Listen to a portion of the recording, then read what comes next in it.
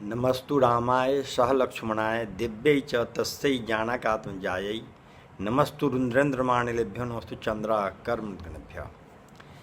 आध्यात्मिक दृष्टिकोण से जीवन चर्चा का संदर्भ में संदेश आध्यात्मिक दृष्टि से प्राणी को कैसे जीवन में जीना चाहिए उसको मैं प्रदर्शित करना हूँ।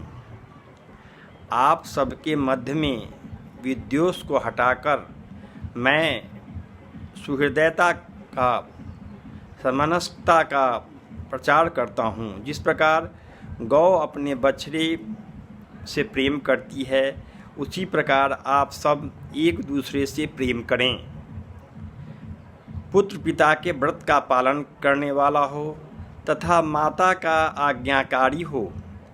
पत्नी अपने पति से शांति युक्त मीठी वाणी बोलने वाली हो। भाई भाई आपस में द्वेष न करे। बहन बहन के साथ ईर्ष्या न रखे। आप सब एक मत और समान व्रत वाले बनकर मृदु वाणी का प्रयोग करें। जिस प्रेम से देवतागण एक दूसरे से पृथक नहीं होते और न आपस में द्वेष करते हैं उसी ज्ञान को तुम्हारे परिवार में अब स्थापित करता हूँ। सब पुरुषों में परस्पर मेल हो। यही आध्यात्मिक संदेश के संदर्भ में है। श्रेष्ठता प्राप्त करते हुए सब लोग हृदय से एक साथ मिलकर रहो। कभी विलग न हो। एक दूसरे को प्रसन्न रखकर एक साथ मिलकर भारी बोझों को खींच ले चलो। परस्पर मृदु संभाषण करते हुए चलो और अपने अनुरक्त जनों से सदा मिलते हुए रहो। अन्न और जल की सामग्री समान हो।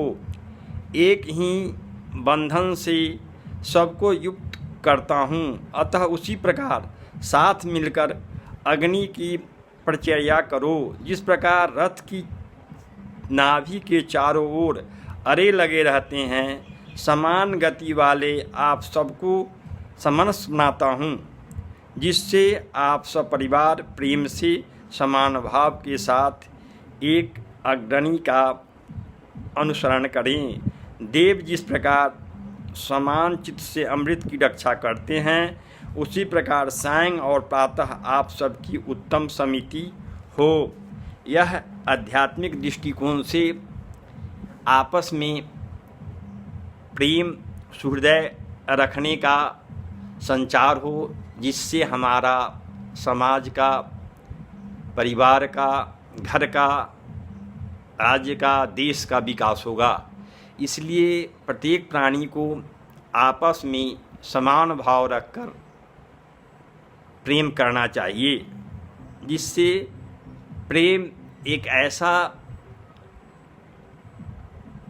सूत्र है जिसके आधार पर प्राणी इस संसार से ऊर्ध्वगामी बनेगा और अपने जीवन को सुचारू रूप से चलाते हुए अग्रसर होगा और उसका जीवन आनंदमय मधुरमय बीतता जाएगा। इसलिए कबीरदास जी कहे हैं कि पोथी पढ़ी पढ़ी जगमुआ पंडित भया न कोय। 2.5 अक्षर प्रेम का पढ़े सो पंडित होए। प्रेम को अगर ठीक से समझा जाए तो हमारा जीवन सरल हो जाएगा और सरलता से हमारे जीवन में आनंद और माधुर्य का प्रवेश हो गया और एकत्रित रहकर जीने का साहस बनेगा। कितनी बड़ी समस्या अगर जीवन में आ जाएगी, अगर प्राणी एकत्रित रहेगा तो उसका भी विकास संभव है। अन्यथा उस प्राणी का उस परिवार का उस देश का विकास संभव नहीं हो सकता अगर एकजुटता नहीं है तब। इसलिए हर प्राणी को एकत्रित रहकर एक दूसरे से आपस में प्रेम करके और जीवन का विकास करना चाहिए और जीवन में उन्मुख होना चाहिए। यही प्राणी का उत्तम धर्म है। आध्यात्मिक दृष्टिकोण से हर विद्वान ऋषि मनीषी इसी को इंगित किए हैं, इसलिए इस पर प्राणी को हमेशा अमल करना चाहिए। श्री हरि।